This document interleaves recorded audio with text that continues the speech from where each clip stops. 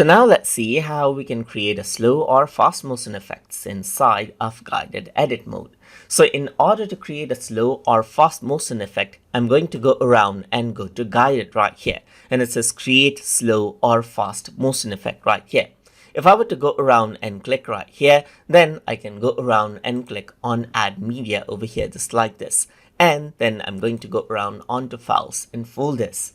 So once I go around and do that, I'm going to go around over here and select out, let's say for example, this footage right here and click on open right here.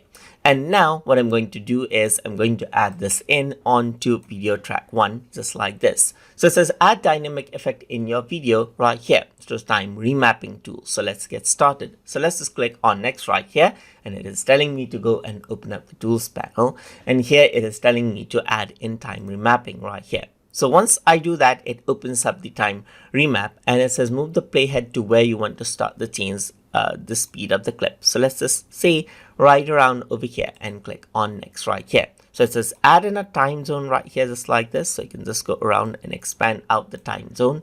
So you can see that it is guiding me through, and let's just go around and see that I want it like this. So drag the handle. So I actually did that, and for the selected zone choose play speed right here. So I'm just going to go around over here and say extremely fast right here just like this, and I'm going to go around and enable easing in and out as well and click on next, and I'm going to press done.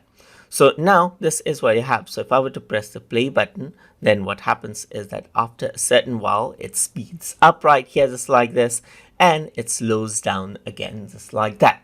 And that is how you can go around and create a slow or fast motion effect inside of guided edit mode, just like that. So I hope you guys learned something as always. And as always, please like, comment, share, and subscribe.